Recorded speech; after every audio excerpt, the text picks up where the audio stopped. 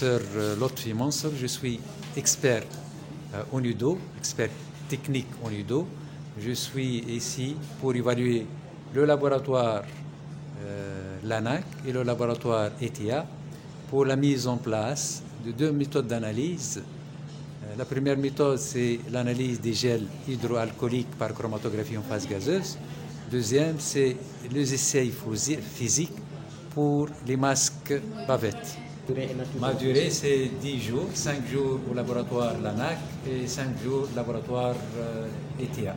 Donc, les objectifs à l'ETIA, généralement, c'est la mise en place des méthodes d'analyse de tout ce qui est gel hydroalcoolique par chromatographie en phase gazeuse et le dosage de pH. Concernant le labo LANAC, l'objectif principal, ce qui fait le dosage des alcools dans le gel hydroalcoolique par chromatographie en phase gazeuse, ainsi que les analyses physiques des masques ou les bavettes en général. Donc, on a examiné tout ce qui est la compétence technique de personnel, tout ce qui est les appareillages et les instruments dans les labos, tout ce qui est les réactifs, tout ce qui est les méthodes ou les normes existantes. On a vérifié la concordance entre les normes existantes ou les appareils et les méthodes demandées pour l'accréditation ou l'extension d'accréditation. Parce que notre objectif essentiel, d'évaluer les labos pour faire l'extension de leur champ d'accréditation, soit le laboratoire LANAC, soit le laboratoire LETIA. Donc, ma méthodologie est basée sur initialement diagnostic d'état de lieu. Après le diagnostic d'état de lieu, on a commencé à former les gens avec des formations théoriques et puis formation pratique. Et puis, on a mis en place les méthodes analytiques dans chaque laboratoire, soit le laboratoire LANAC, soit le laboratoire ETIA. Donc, avant d'arriver à notre mission, on a fait tout ce qui est des réunions avec les laboratoires, soit des réunions en ligne, soit les échanges par email. On a récupéré tout ce qui est les données, soit les méthodes ou les modes opératoires, ou tout ce qui est appareillage existant, et leur état du lieu, pour faciliter notre mission pendant 5 jours ETIA et 5 jours laboratoire LANAC. Donc ici, j'ai trouvé dans les deux laboratoires que le matériel existe, mais pas totalement fonctionnel. Donc on a mis en place un laps de temps pour au moins démarrer les appareils et pour optimiser les appareils, parce que les appareils disponibles, mais leur fonctionnement nécessite quelques pièces de rechange ou quelques matériels à ajouter. J'ai trouvé l'accueil facile avec tout ce qui est les directeurs ou les responsables pour acheter tout ce qui est nécessaire.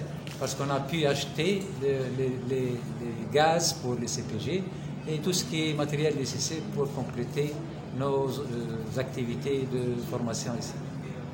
Pour les deux laboratoires, si on observe, on a constaté presque les mêmes nécessités comme formation de personnel dans le domaine de la chromatographie, spécialement tout ce qui est analyse instrumentale, ainsi que la disponibilité de tout ce qui est réactif.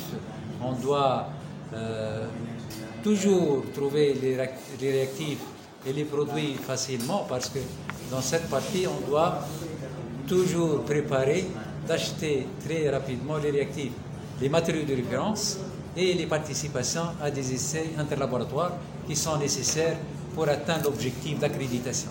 Donc, pour moi, l'essentiel de participer à des essais interlaboratoires, parce que pour avoir l'accréditation, il faut participer à des essais interlaboratoires.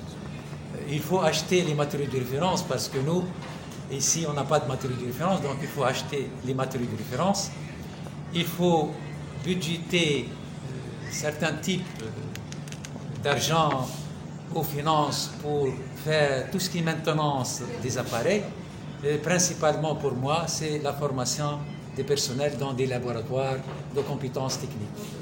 Donc, concernant tout ce qui est les actions correctives ou les mesures préventives, les actions correctives, initialement, on doit corriger tout ce qui est les appareils qui tombent en panne couramment. Ça veut dire qu'il faut faire des contrats de maintenance concernant les appareils.